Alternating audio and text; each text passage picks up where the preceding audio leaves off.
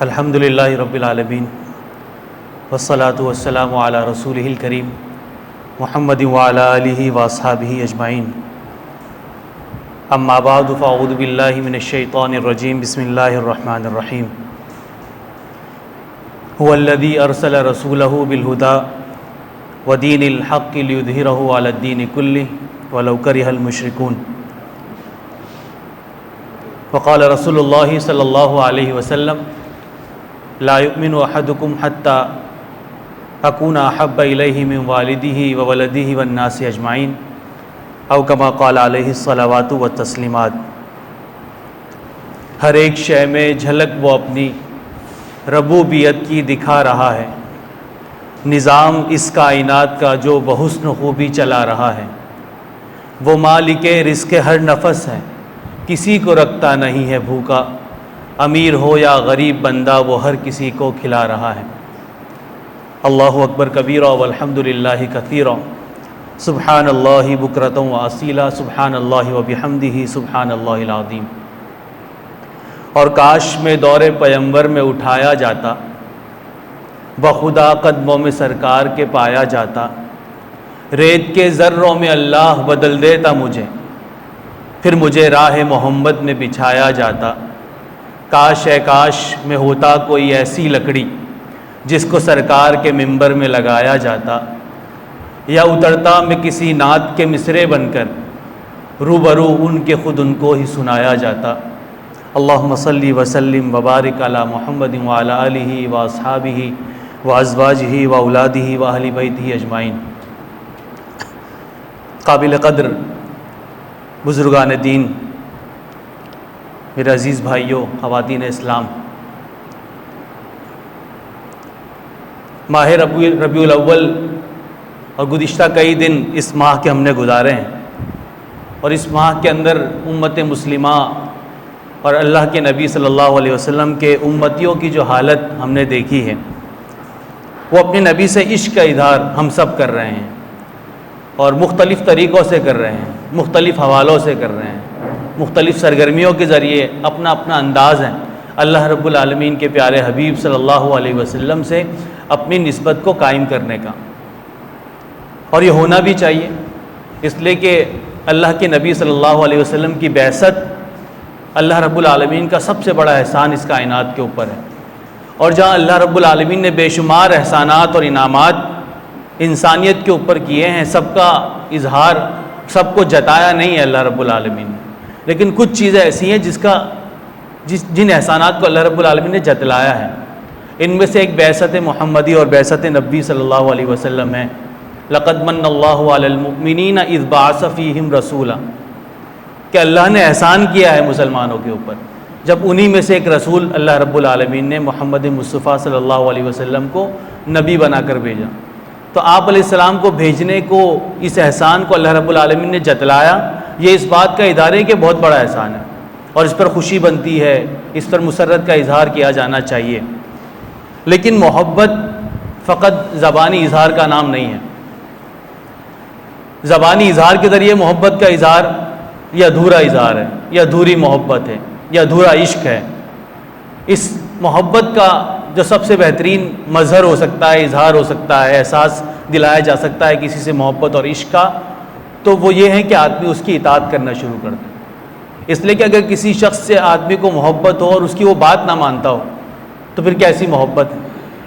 اگر آدمی کسی سے محبت کا دعویٰ کرتا ہو لیکن اس جیسا بننا نہ چاہتا ہو، اس کی پسند ناپسند کے حوالے سے بہت فرق ہو اس کی زندگی کے اندر، تو پھر کیسا عشق ہے؟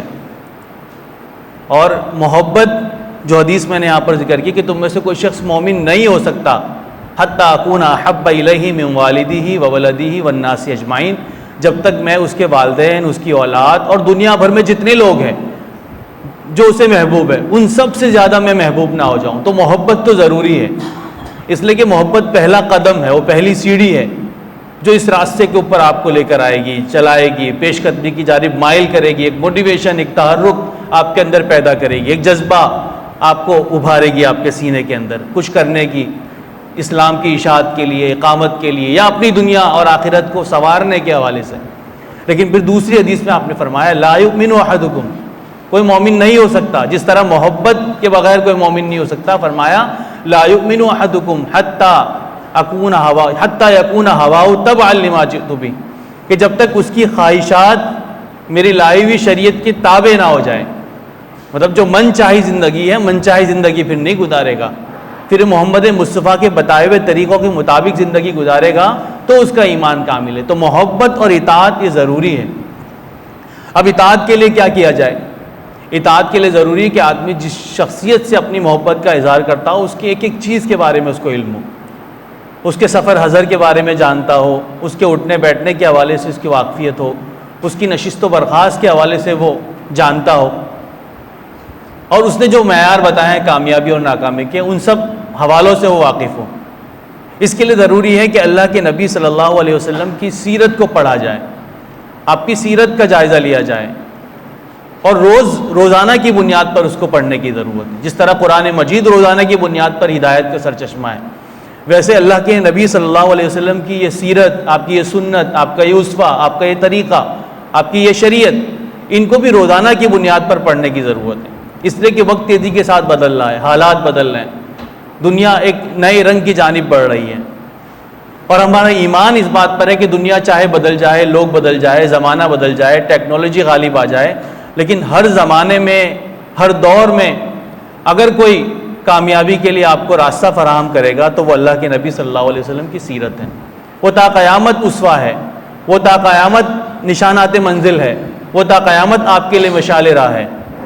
تو لہذا ضروری ہے کہ اللہ کے نبی صلی اللہ علیہ وسلم کی سیرت کو پڑھا جائے، آپ کی سنت کو جانا جائے، اور آپ علیہ السلام کی سیرت اور آپ کی باتوں، آپ کی یادوں، آپ کے ان گزرے لمحات، وہ بدر و احد سے گزرتے ہوئے، وہ طائف کی وادیوں میں پتھر کھاتے ہوئے، وہ مکہ کی گلیوں میں دعوت دین کے حوالے سے لوگوں کی باتیں سنتے ہوئے، وہ اپنے گھر والوں، اپنے خاندان والوں کی برا بھلا سنتے ہوئے، ان سارے حوالوں کو پڑھا جائے، ہجرت کی اس رات کو پڑھا جائے، ہجرت کے ان ایام کو پڑھا جائے، ہجرت کے راستوں پر جو مصائب اور مشکلات آئی ہیں اس کو پڑھا جائے، پھر مدینہ جانے کے بعد جو ایک تحرک ہے، جو ایک کشمکش کی وہ 10 سال ہے، اس کو پڑھا جائے۔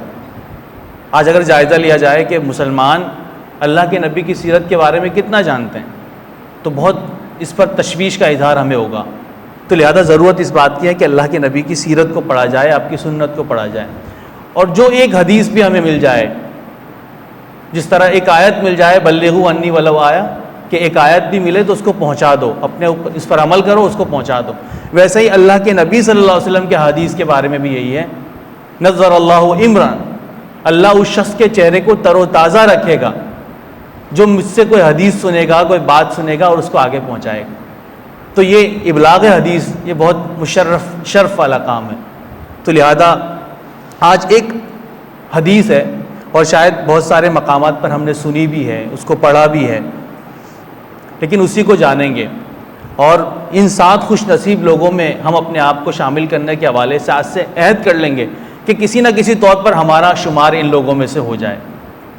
اور جو اللہ کے نبی صلی اللہ علیہ وسلم کی سیرت کو ہم پڑھتے ہیں، آپ کی تعریف کرتے ہیں، آپ کی مدحت بیان کرتے ہیں، اللہ کے نبی کی ذات اس کی محتاج نہیں ہے، بلکہ اللہ کے نبی صلی اللہ علیہ وسلم کا تذکرہ، آپ کی سنت، آپ کی سیرت، آپ کی شریعت، ان کو پڑھنا یہ ہمارے ایمان نور میں بڑھاوے کا باعث ہے، یہ ہماری قلبی بصیرت میں اضافے کا باعث ہے۔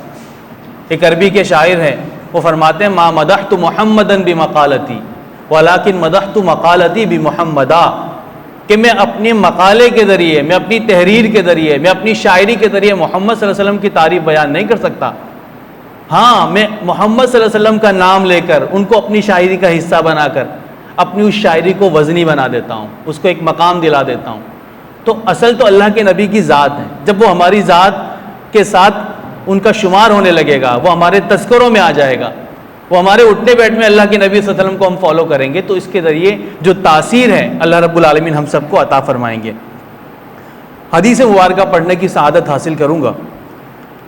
عن ابی ہریرہ رضی اللہ تعالی عنہ عن النبی صلی اللہ علیہ وسلم قال، ابو ہریرہ رضی اللہ تعالی عنہ سے روایت ہے کہ آپ علیہ السلام نے فرمایا، سبعۃ یظلھم اللہ فی ظلہ یوم لا ظل الا ظلہ، کہ اللہ تعالیٰ کل بروز قیامت 7 لوگوں کو اپنے عرش کے سائے میں جگہ عطا فرمائے گا، جس دن اس کے عرش کے سائے کے سوا کوئی سایہ نہ ہوگا. کوئی کہ وہی جائے پناہ ہوگی، وہی ملجا ہوگا، وہی ماوا ہوگا، وہی ٹھکانہ ہوگا راحت کا، سکون کا، سکینت کا. تو 7 لوگ ہیں جس کو اللہ رب العالمین اپنے عرش کے سائے میں جگہ عطا فرمائیں گے. الامام العادل، سب سے پہلے امام عادل، انصاف پسند حکمران. پھر فرمایا وشاب نشا فی عبادت اللہ، وہ جوان جس نے اپنی جوانی کو اللہ رب العالمین کی عبادت میں گزارا ہوگا. تفصیلات آگے انشاءاللہ پڑھیں گے. ورجل قلبہ معلق بالمساجد، اور وہ شخص جس کا دل مسجد میں اٹکا رہتا ہو، مسجد کے ساتھ اس کا ایک تعلق ہو، مسجد میں جانا اٹھنا بیٹھنا، ایک اپنی نسبت کرنا اس کو اچھا لگتا ہو. وَرَجُلَانِ تَحَابَّا فِي اللَّهِ اجْتَمَعَا عَلَيْهِ وَافْتَرَقَا، اور وہ 2 لوگ جو اللہ رب العالمین کے لیے محبت کرتے ہیں. گویا کہ وہ اجتماعیت اللہ رب العالمین کی بنیاد پر بنی ہو، جو اسلام کی بنیاد پر اجتماعیت وجود میں آئی ہو، ان کا ملنا بھی اللہ رب العالمین کی وجہ سے ہو، ان کا بچھڑنا بھی، جدا ہونا بھی اللہ رب العالمین کی وجہ سے ہو. وَرَجُلٌ، اور وہ آدمی طلبت ہو امرأۃ ذات منصب وجمال، کہ جس کو کسی صاحب منصب، صاحب حیثیت اور صاحب جمال خوبصورت عورت نے دعوت گناہ دی، اور اس نے کیا کہا انی اخاف اللہ، نہیں میں اللہ سے ڈرتا ہوں، اور یہ کہہ کر وہ اس کی دعوت کو ٹھکرا دیں. اللہ عرش کے سائے میں جگہ عطا فرمائے گا. وَرَجُلٌ تَصَدَّقَ أَخْفَى، اور ایسا شخص جو صدقہ کرے، جو خرچ کرے اس انداز سے کہ لا تعلم شمالہ ما تنفق یمینہ، کہ اس کے دائیں ہاتھ نے کیا خرچ کیا ہے بائیں کو بھی پتہ نہ چلے.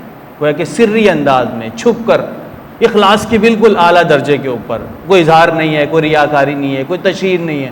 تو ایسا شخص اللہ رب العالمین کے عرش کے سائے میں ہوگا. اور آخری شخص وَرَجُلٌ ذَكَرَ اللَّهَ خَالِيًا، کوئی شخص خلوت میں ہے، تنہائی میں ہے، اور اس تنہائی میں اس کو خدا یاد آ جائے، وہ خدا کو یاد کر رہا ہے، اس کو دیکھنے والا کوئی نہیں ہے، اور خدا کے اس ذکر میں، اس کی یاد میں ففاضت عیناہ، اس کی آنکھوں سے آنسو بہہ پڑیں. وہ اللہ کی محبت میں، اس کی یاد میں کہ میرا محبوب ہے، میرا خالق ہے، میرا پالن ہار ہے، جس کے سہارے آج میرا وجود ہے. اللہ رب العالمین اپنے عرش کے سائے میں جگہ عطا فرمائے گا. اس کی تفصیل سے پہلے ایک بات یہاں جاننا ضروری ہے کہ یہ اللہ رب العالمین کی ذات خود ذات حکیم ہے، حکمت والی ذات اللہ رب العالمین کی. اس لیے آپ دیکھیں کہ جہاں جہاں اللہ رب العالمین نے اپنے غلبے کا اظہار کیا ہے، اپنی طاقت کا، اپنے جلال کا اظہار کیا ہے، وہاں ساتھ میں حکمت کا ذکر کیا ہے. ان اللہ عزیز حکیم، اللہ غالب ہے لیکن حکمت والا ہے. عموماً دنیا میں جو غلبہ پاتا ہے وہ حکمت سے خالی ہوتے ہیں لوگ، ٹھیک ہے، وہ اپنے غلبے کا، اپنی جرت کا اظہار کر جاتے ہیں حکمت سے پرے ہو کر. خدا چونکہ اس کائنات کا مالک ہے تو غالب تو ہے لیکن حکمت کے ساتھ ہے، وہ اپنے معاملات حکمت کے ساتھ کرتا ہے. اس نے اپنے رسول کو بھی حکمت سے نوازا ہے، اور ان رسول کے ماننے والے جو راہ راست پر ہیں ان کو بھی اللہ رب العالمین نے حکمت سے نوازا ہے. الحکمت ضالۃ المؤمن، حکمت تو مومن کا گمشدہ مال ہے، جہاں سے مل جائے اس کو لینا چاہیے. تو حکمت، بصیرت، فہمیدگی، سمجھداری، اس کا تقاضا انسان کو ہمیشہ کرنا چاہیے. اس لیے کہ بسا اوقات آپ کے پاس نالج بہت ہوتی ہے، آپ کے پاس معلومات ہوتی ہے، آپ اپنی فیلڈ کے ماہر ہوتے ہیں، آپ کے پاس ایک ایکسپیرینس ہوتا ہے، ایک تجربہ ہوتا ہے، لیکن ان سب کے باوجود اگر فہمیدگی نہیں ہے، اگر سینس نہیں ہے، اگر سمجھ نہیں ہے، اگر حکمت سے خالی ہے تو آپ اپنے آبجیکٹیوز کو حاصل نہیں کر سکتے، آپ اپنے مقاصد میں کامیابی حاصل نہیں کر سکتے. اس لیے حکمت کا تقاضا اللہ رب العالمین سے کرنا چاہیے، حکمت کے ساتھ، علم کے ساتھ حکمت کا تقاضا کرنا چاہیے. ادعو الی سبیل ربک بالحکمت والموعظہ، کہ دعوت کا کام بھی حکمت کے ساتھ ہوگا. اللہ کے نبی کو حکم دیا کہ لوگوں کو بلاؤ حکمت کے ساتھ، اور اللہ کے نبی نے حکمت کے ساتھ کام کیا ہے. تو فرمایا کہ اگر آپ کا مزاج ترش ہوتا، آپ سخت مزاج ہوتے، یہ سب آپ کے ساتھ جو گرد جمع ہوا ہے سب چھٹ جاتے، سب ادھر ادھر ہو جاتے. حکمت ہے. پھر اللہ کے نبی جو اپنے ساتھیوں کی تربیت کر رہے ہیں، حکمت کے ساتھ کر رہے ہیں. موقع شناسی ہے، موقع کی تلاش میں رہتے ہیں. فرد شناسی ہے، فرد کو پہچانتے ہیں کس سے کیا کام لینا ہے. تو خدا کی ذات بھی ذات حکیم ہے. ان اللہ عزیز حکیم، یہ دین بھی دین حکیم ہے، حکمت والا دین ہے. رسول بھی رسول حکیم ہے، اور اس کے ماننے والے بھی حکمت سے بھرپور ہونے چاہیے. ابو موسیٰ اشعری رضی اللہ تعالیٰ عنہ اور معاذ ابن جبل رضی اللہ تعالیٰ عنہ کو جب یمن کی جانب آپ نے بھیجا تو کیا فرمایا؟ یسرا ولا تعسرا، دیکھنا آسانی کرنا، لوگوں کے ساتھ آسانی کرنا، مشکل میں مت ڈالنا، لوگوں کو مشکل فیصلے مت کرنا، پریشانی میں مت ڈالنا. وبشرا ولا تنفرا، خوشخبریاں دینا، موٹیویشن خوشخبری سے دینا، متنفر مت کرنا، ڈرا دھمکا کر متنفر مت کرنا. یہ حکمت ہے. اور اس کے ضمن میں ایک بات یہاں پر مجھے یاد آ گئی، حدیث کی کتابوں میں بڑے تذکرہ اس کا ملتا ہے، موقع ملے تو پڑھیے گا۔ معاذ ابن جبل کو آپ نے جب گورنر بنا کر یمن کی جانب بھیجا تو آپ نے ایک بات کہی، یا معاذ انک عسا اللہ تلقانی بعد عامی ھذا، کہ اے معاذ ممکن ہو کہ تم اگلے سال مجھ سے ملاقات نہ کرو۔ ذرا اندازہ لگائیں نا، کبھی تنہائی میں بیٹھ کے اس کو سوچیں کہ اللہ کے نبی کائنات کے سب سے زیادہ محبوب ہیں ان کے، اور وہ یہ کہہ رہے ہیں کہ اے معاذ تم یمن کی جانب جا رہے ہو لیکن ممکن ہے کہ اگلے سال تمہاری ملاقات نہ ہو، بلکہ کیا ہوگا، ان تمر بمسجد ھذا، تم میری اس مسجد سے گزرو گے، وقبری، اور میری قبر سے گزرو گے۔ فبکا معاذ، حضرت معاذ بن جبل رونے لگ گئے، اس لیے کہ اللہ کے نبی صلی اللہ علیہ وسلم جس کے لیے سب کچھ میرا قربان، وہ اس سے ملاقات اب نہیں ہوگی، ان سے الوداع ہے، ان کی حیاتی میں الوداع ہے اور دوبارہ ملاقات نہیں ہوگی۔ تو معاذ رونے لگ گئے، اور حدیث میں الفاظ آتے ہیں کہ کس طرح رونے لگ گئے وہ۔ تو پھر آپ علیہ السلام نے ان کو کیا فرمایا، اِنَّ أُولَى النَّاسِ بِالْمُتَّقُونَ حَيْثُ كَانُوا وَمَنْ كَانُوا، اور یہ ہم سب کے لیے، کیونکہ ہم نے بھی اپنے محبوب صلی اللہ علیہ وسلم کو نہیں دیکھا، لیکن جو معیار اللہ کے نبی نے حضرت معاذ کو بتایا وہی معیار ہمارے لیے۔ کیا فرمایا، اِنَّ أُولَى النَّاسِ، کہ میرے نزدیک سب سے زیادہ جو مجھے محبوب لوگ ہوں گے وہ کون ہوں گے، متقی لوگ ہوں گے، خدا خوفی رکھنے والے لوگ ہوں گے۔ حیث کانوا ومن کانوا، وہ جو بھی ہو جہاں کہیں بھی ہو، جس زمانے میں ہو، اگر اس کے دل میں خوف خدا ہے تو میرے قریب ہیں۔ تو اے معاذ تم جہاں بھی رہو گے میرے قریب رہو گے۔ تو عزیزان گرامی، یہ دین حکمت ہے، اور اللہ رب العالمین کے پیارے حبیب صلی اللہ علیہ وسلم نے جو حدیث ذکر کی ہے 7 خوش نصیبوں کے بارے میں، یہ بھی حکمت سے بھرپور ہے، یہ ایک موٹیویشن ہے، یہ انسانی فطرت ہے، انسان یہ چاہتا ہے کہ کوئی اس طرح کے مواقع مل جائے کہ جس سے وہ فوراً کامیابی کی جانب پیش قدمی کرے۔ تو 7 ایریاز اللہ کے نبی نے بتا دیا کہ ان کو تلاش کرنے کی کوشش کرو، ان میں سے کسی ایک حصے کو تو پانے کی کوشش کرو، اور اس حدیث کو پڑھ کر انشاءاللہ ہم بھی یہ کوشش کریں گے کہ ہم بھی انہی میں سے کسی نہ کسی طور پر اپنا حصہ، اپنا اشتراک ان کے ساتھ کر لیں۔ سب سے پہلے تھا الامام العادل، 7 اب دیکھو نمازیوں کا ذکر ہے، مسجد میں دل اٹکانے والوں کا ذکر ہے، خدا خوفی رکھنے والوں کا ذکر ہے، ترک معصیت کرنے والوں کا ذکر ہے، لیکن سب سے پہلے اللہ کے نبی نے کس کا ذکر کیا، الامام العادل، انصاف پسند حکمران، انصاف پسند خلیفہ، وہ جس کو اپنی رعایا کا خوف ہو، اپنی رعایا کا خیال ہو، جو خیال رکھتا ہو۔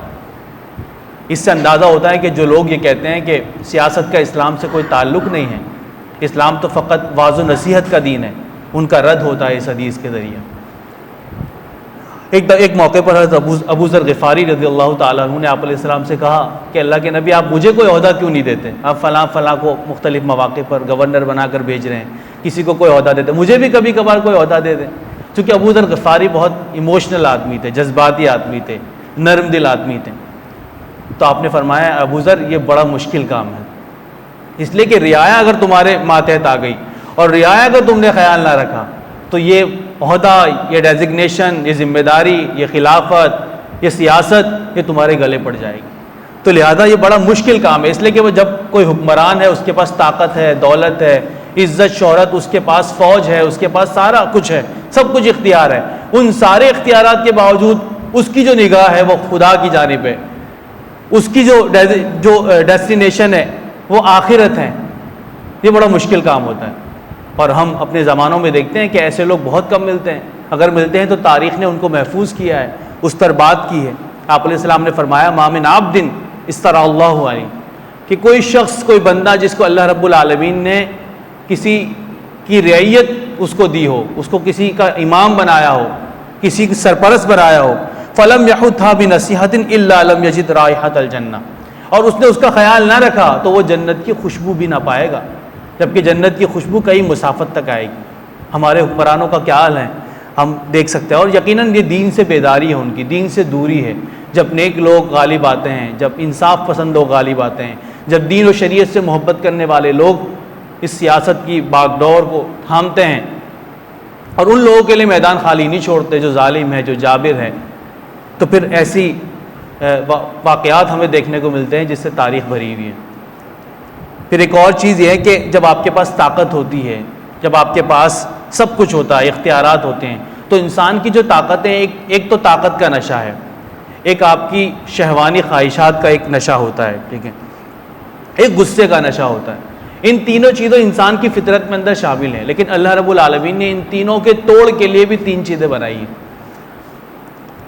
امام زرقانی فرماتے ہیں کہ جو حکمت ہے جب آپ کے پاس عقل مندی ہے، جب آپ کے پاس یہ سمجھ اللہ نے دی ہے، تو اس کے ساتھ حکمت بھی ہونی چاہیے، وہ شعور بھی ہونا چاہیے۔ ان معلومات اور نالج کے ساتھ آپ کے پاس شعور ہوگا تو معلومات آپ کو آگے بڑھائے گی۔ اس طرح اگر آپ کے پاس ایک غضبناک ہونے کا ایک عنصر موجود ہے تو آپ کے پاس پھر بہادری ہونی چاہیے، اس لیے کہ اگر آپ شجاع نہیں ہیں، آپ جرت مند نہیں ہیں، تو پھر اس کا غلط استعمال آپ کریں گے۔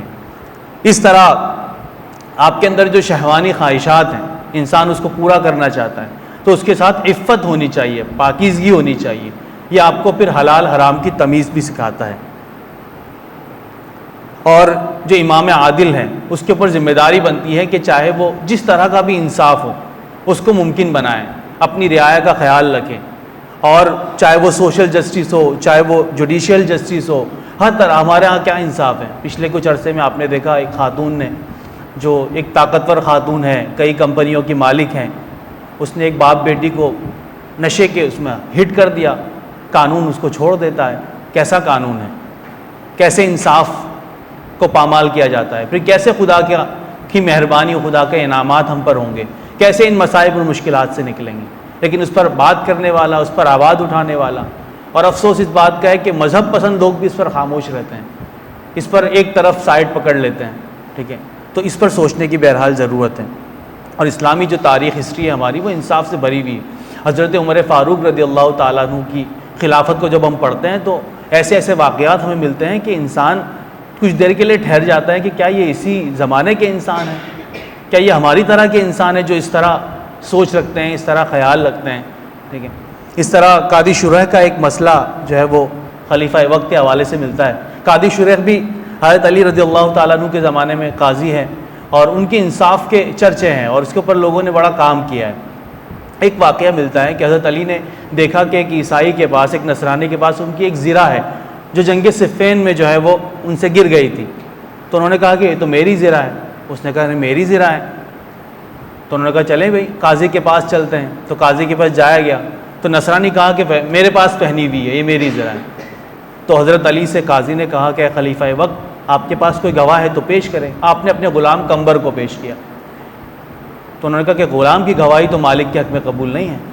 پھر حسنین کریمین رضی اللہ تعالیٰ عنہما کو پیش کیا، کہا کہ بیٹوں کی گواہی بھی باغ پہ حق میں قبول نہیں، کوئی اور گواہ ہے تو پیش کرو۔ اس کا اور تو کوئی گواہ نہیں ہے۔ تو قاضی شریح نے کہا کہ پھر یہ چونکہ اس کے پاس ہیں، اس کی ملکیت میں ہے، تو یہ اسی کی ہے۔ خلیفہ وقت کے خلاف فیصلہ ہو رہا ہے۔ جب اس طرح کا انصاف ہوگا تو جب نصرانی نے معاملہ دیکھا کہ اتنا انصاف پسند یہ مذہب ہے، تو پھر اس نے وہاں پر اقرار کر لیا کہ خلیفہ وقت ٹھیک کہتے ہیں، یہ زرہ ان کی ہے۔ تو جب اس طرح کے معاملات ہوں گے تو اللہ رب العالمین انعامات بھی نازل فرمائے گا اور برکتیں بھی نازل فرمائے گا۔ عمر ابن عاص رضی اللہ تعالیٰ عنہ گورنر ہے مصر کے، تو ایک مرتبہ گھڑ سواری کے دوران ان کے بیٹے نے کسی کمزور آدمی کو جو ہے وہ مارا، ہٹ کیا، ٹھیک ہے، کہ تم مجھ سے آگے کیسے نکل رہے ہو، گویا کہ تمہیں پتہ نہیں ہے میں بڑے باپ کا بیٹا ہوں، یہ الفاظ آتے ہیں حدیث کے اندر، اور یہ مارا اس کو۔ وہ شخص حضرت عمر رضی اللہ تعالیٰ عنہ کے پاس مدینہ چلا گیا اور کہا کہ آپ نے کیسا گورنر بنایا ہے کہ وہ اور اس کے بیٹے عیاشی کر رہے ہیں اور ظلم زیادتی کر رہے ہیں۔ آپ نے اسی وقت خط لکھا اور گورنر حضرت عمر بن عاص اور ان کے بیٹے کو مدینہ آنے کا کہا۔ وہ فوراً وہاں پر حاضر ہو گئے۔ آپ نے کہا کہ اس کے بیٹے کو مارو اور خوب مارو۔ گورنر کے سامنے اس کے بیٹے کو بدلہ لیا گیا، مارا گیا خوب، اور پھر کہا کہ گورنر کو بھی مارو۔ جلیل القدر صحابی ہے، کہا کہ چونکہ گورنر ہے اس کو اندازہ نہیں ہے کہ اس کی رعیت میں کیا کچھ ہو رہا ہے۔ تو پھر وہ جو شخص تھا اس نے کہا کہ نہیں، یہ تو اچھے آدمی ہے اور یہ بڑی شخصیت ہے، میں نہیں کر سکتا یہ کام۔ تو آپ نے وہاں پر ایک جملہ ارشاد فرمایا، آپ نے فرمایا کہ قد ولدتہم امہاتہم احرارا، کہ عمر ابن عاص ان کی ماؤں نے تو ان کو آزاد جنا ہے، جب پیدا ہوئے ہیں تو یہ آزاد انہوں نے آنکھیں کھولی ہے، تم نے کب سے ان کو غلام بنا لیا، تعبدتم الناس، تم لوگوں کو غلام بنا رہے ہو۔ تو عمر بن عاص نے کہا کہ یا امیر لم اعلم، مجھے معلوم نہیں تھا، نہ یہ شخص میرے پاس آیا ہے، لیکن میرے بیٹے نے زیادتی کی، آپ نے صحیح بدلہ لیا۔ تو اس طرح کا جب انصاف ہوگا تو اللہ رب العالمین برکتیں بھی نازل فرمائیں گے اور رحمتیں بھی نازل فرمائیں گے۔ دوسرا، امام عادل، دوسری صفت جو اللہ کے نبی صلی اللہ علیہ وسلم نے فرمائی وہ کیا تھی؟ وشاب نشأ فی عبادت اللہ، وہ جوان جو اپنی جوانی کو اللہ رب العالمین کی عبادت میں گزارتا ہے۔ جوانی کا ذکر کیوں کیا؟ جوانی کا ذکر اس لیے کیا کہ جوانی ایک وہ عمر کا وہ حصہ ہے جس میں طاقت ہے، جس میں عقل مندی اپنے عروج پر ہے، جس میں شعور کی کیفیت ہے، جس میں انسان وہ سب کچھ کرتا ہے جو وہ چاہتا ہے۔ فرشتوں سے بہتر ہے انسان بننا، مگر اس میں پڑتی ہے محنت زیادہ۔ تو فرشتوں کو اللہ نے جو ودیت کی ہے وہ خیر ودیت کی ہے، بائی ڈیفالٹ ان کے اندر یہ چیز ہے کہ وہ غلط نہیں کر سکتے۔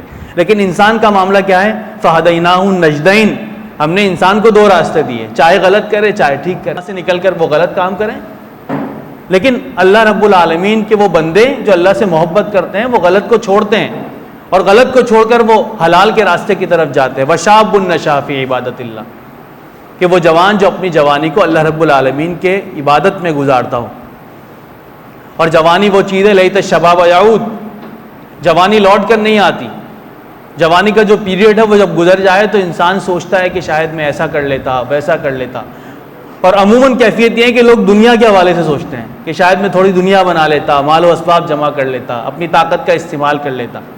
اور آج کے جو جوان ہیں، افسوس اس بات کا ہے کہ صرف مذہب کے معاملے میں نہیں، ایک بڑی تعداد، آپ اپنی سوسائٹی میں نکلیے، ایک بڑی تعداد جو جنریشن ہے ان کا معاملہ یہ ہے کہ وہ دنیاوی حوالے سے بھی فکر مند نہیں، وہ ایک کمفرٹ زون میں زندگی گزارنے والے ہیں، وہ اپنا وقت سوشل میڈیا کے اوپر لگانے والے ہیں، ضائع کرنے والے ہیں۔ تو دنیاوی حوالے سے بھی ان کے اندر فکر مندی موجود نہیں ہے، لیکن یہاں دعوت فکر وہ آخرت کے حوالے سے۔ اور وہ بات ٹھیک ہے کہ بھگوان کو، ہندو کا کسی کا قول ہے کہ بھگوان کو جو ہے وہ تازہ پھول چڑھائے جاتے ہیں، ٹھیک ہے، سوکھے پتوں کی ان کو ضرورت نہیں ہے، ٹھیک ہے۔ تو لہٰذا جو عبادت، جو جوانی کی عبادت اللہ رب العالمین کے سامنے پیش کی جائے، اس کا ایک اپنا لطف ہے۔ خدا پسند کرتا ہے کہ یہ شخص اپنے سارے گناہوں کو، اپنی خواہشات نفس کو دبا کر میرے سامنے حاضر ہو گیا ہے، میرے سامنے بیٹھ گیا ہے، اپنی زندگی کا لائعمل اس نے میری رضا کو بنا لیا ہے، تو اللہ رب العالمین اس کو عطا بھی کرتا ہے۔ اور وہ بات بھی ہے کہ جب انسان کی عمر گزرتی ہے، جو بڑھاپا ہے، اس حوالے سے بھی اللہ رب العالمین کے پیارے حبیب صلی اللہ علیہ وسلم نے بڑی خوشخبریاں سنائی ہیں۔ وہ بوڑھے جو اللہ رب العالمین کے ساتھ اپنے بڑھاپے کو گزارتے ہیں، ان کے لیے بھی بڑے فضائل احادیث کے اندر موجود ہیں۔ لیکن جو بات یہاں پر مقصود ہے وہ یہ ہے کہ بڑھاپا ایسا ایک پیریڈ ہے انسان کی زندگی کا جس میں انسان بہرحال ٹھہر جاتا ہے۔ وہ جو اس کی رفتار ہوتی ہے گناہوں کی طرف، وہ جو رفتار ہوتی ہے شیطانی راستوں کی طرف، وہ لا محالہ اس کی جانب پیش قدمی کو روک لیتا ہے۔ اس کو اندازہ ہوتا ہے کہ اب میری منزل قبر ہے، اب مجھے مر جانا ہے۔ تو اس بڑھاپے کے اندر تو اکثر اوقات ایسا ہوتا ہے کہ آدمی گناہوں کو ترک کر دیتا ہے۔ لیکن جوانی میں گناہوں کو ترک کرنا، جب اس کی جوانی میں ہر چیز جوش مار رہی ہے، اس کے جذبات، اس کی شہوانی کیفیت، اس کی طاقت، دولت کا نشہ، سب کچھ وہ جمع کر سکتا ہے۔ در جوانی توبہ کردن شیوائے پیغمبری است، کہ جوانی میں توبہ کرنا تو پیغمبروں کا اسوہ ہے، پیغمبروں کا شیوا ہے، رسولوں اور نبیوں کا طریقہ ہے۔ اور بڑھاپے میں تو کیا ہوتا ہے؟ وقت پیری گرگ ظالم، بڑھاپے میں تو جو لومڑی بھیڑیا ہوتا ہے وہ بھی توبہ کر لیتا ہے، وہ بھی اپنی حرکتوں سے باز آ جاتا ہے۔ تو لہذا اپنی جوانی کو جو اللہ رب العالمین نے ہمیں دی ہے، اللہ رب العالمین کی عبادت میں گزارتا ہے۔ پھر ایک حدیث کے اندر آپ نے فرمایا ان اللہ تعالیٰ یباہی بالشاب عابد الملائکہ، کہ اللہ تعالیٰ فخر کرتے ہیں، اور فخر یہ انداز میں اظہار کرتے ہیں فرشتوں کے سامنے اس جوان عابد کا جو اپنی جوانی کو اللہ رب العالمین کی رضا میں گزارتا ہے۔ اور کیا فرماتے ہیں؟ انظروا الی عبدی، دیکھو میرے بندے کو، میرے بندے فلاں بندے کی طرف دیکھو، ترک شہوتہ من اجلی، اس نے اپنی شہوت کو، اپنی خواہش کو، اپنے نفس کی بات کو، شیطانی وساوس کو اس لیے ٹھکرایا من اجلی، میری وجہ سے، میری وجہ سے اس نے چھوڑ دیا۔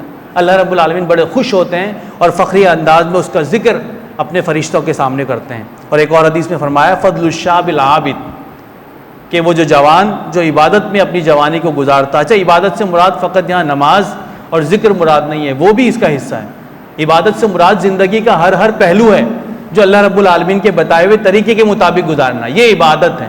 تو فرمایا وہ جوان جو عبادت میں اللہ رب العالمین کی عبادت میں اپنی جوانی کو گزارتا ہے، تعبد فی صباح علی الشیخ الذی تعبد بعد ما کبر سنہ کفضل المرسلین علی سائر العالمین، کہ اس کی فضیلت ایسی ہے جیسے فرشتوں کو عام لوگوں پر فضیلت حاصل ہے، جیسے رسولوں کو عام افراد کے اوپر فضیلت حاصل ہے، ویسے ہی اس شخص کو، اس بوڑھے کے اوپر فضیلت حاصل ہے جو اپنی جوانی کو اللہ رب العالمین کی عبادت میں گزارتا ہے۔ ایک شخص بوڑھا ہے اور اپنے بڑھاپے میں اس کی کمر جھک گئی ہے، اور اس جھکی ہوئی کمر کے ساتھ اپنا راستہ طے کر رہا ہے۔ وہاں کچھ جوان کھڑے ہیں، وہ اس کا مذاق اڑاتے ہیں اور کہتے ہیں کہ کیا تلاش کر رہے ہو جھکی کمر کے ساتھ؟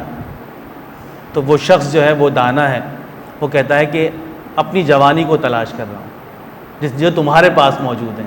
میں نے بھی اسی طرح جوانی کو ضائع کیا تھا، میں نے بھی ان لمحات کو اسی طرح ٹھٹھے میں، ہنسی مذاق میں، غیر سنجیدگی میں ضائع کیا تھا، اس کو تلاش کر رہا ہوں لیکن مل نہیں رہی۔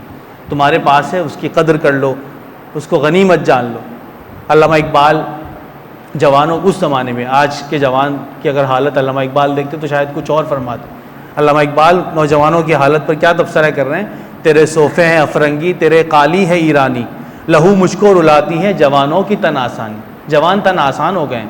کسی زمانے میں جوان امت کا سرمایہ ہوا کرتے تھے، امت کو لیڈ کرنے والے ہوتے تھے، صفوں میں کھلبلی مچانے والے ہوتے تھے، فتوحات کے جھنڈے گاڑنے والے ہوتے تھے۔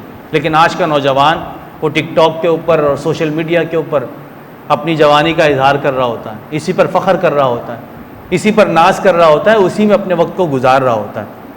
حضرت موسیٰ علیہ السلام کا جہاں قرآن مجید میں تذکرہ ہوا کہ موسیٰ علیہ السلام نے جس طرح فتوحات وہاں پر حاصل کی، کامیابی حاصل کی، ایک بڑی تعداد جوانوں کی ان کے ساتھ تھی۔ فما آمن لموسیٰ الا ذریۃ من قومہ علی قوم، کہ بڑی تعداد موسیٰ علیہ السلام پر ایمان لانے والے، ان کا ساتھ دینے والے وہ جوان تھے۔ تو جوانی، جو جوان موجود ہے، اپنی جوانی کو اللہ رب العالمین کے ساتھ نتھی کر لیا جائے، اللہ رب العالمین کی فکر میں، اس کی یاد میں، اس کے ذکر میں کر لیا جائے، تو اللہ رب العالمین ایک سکینت انسان کی زندگی میں نازل کرے گا اور اس کا مستقبل بھی بہتر بنائے گا۔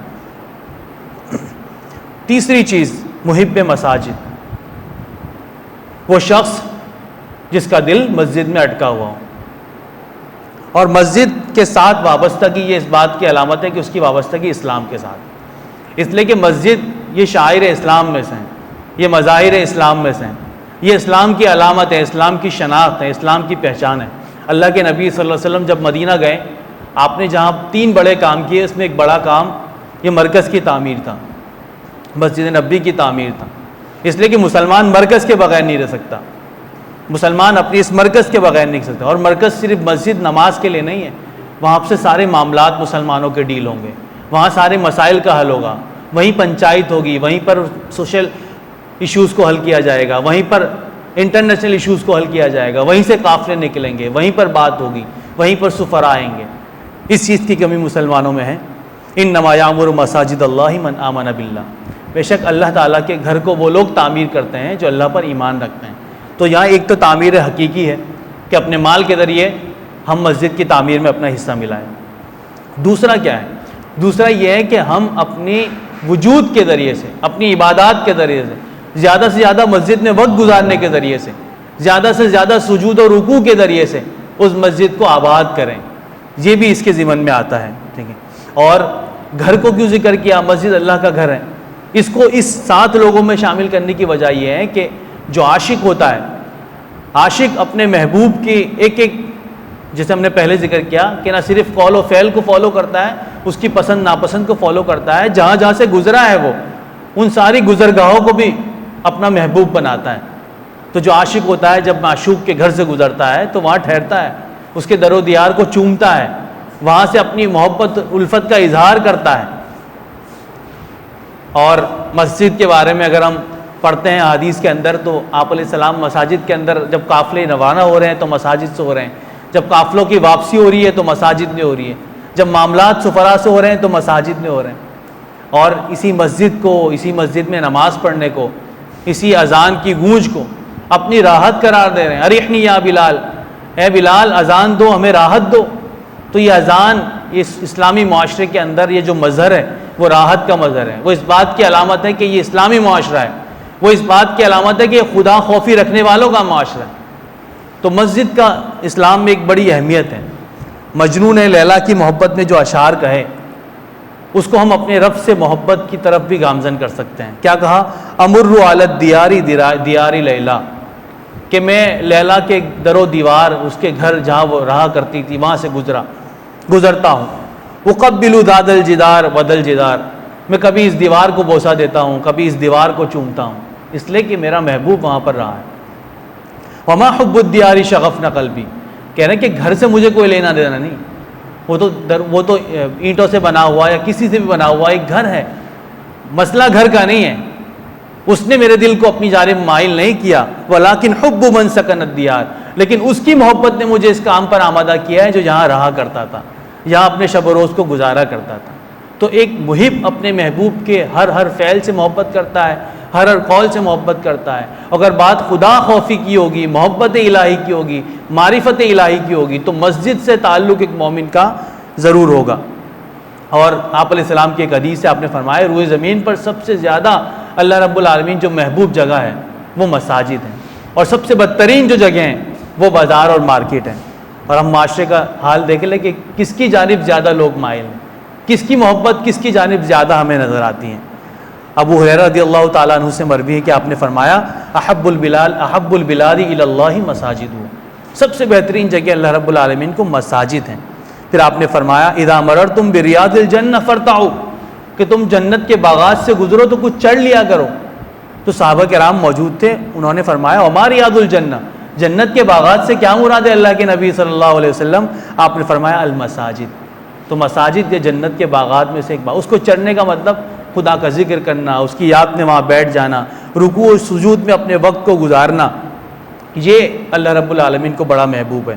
اور ایک طویل حدیث میں جس میں آپ نے فرمایا کہ کوئی شخص اچھے انداز سے وضو کرتا ہے، مسجد کی جانب پیش قدمی کرتا ہے، ایک نماز کے بعد دوسری نماز کے لیے انتظار کرتا ہے، زیادہ سے زیادہ وقت گزارتا ہے اپنی فراغت کا، اللہ رب العالمین اس کو ہر قدم کے بدلے ایک حسنہ عطا فرماتے ہیں۔ وہی حسنہ ربنا آتنا فی الدنیا حسنہ، وہ بھلائی، وہ خیر، وہ ہر زندگی کے ہر پہلو میں اللہ رب العالمین اس کو عطا فرمائیں گے۔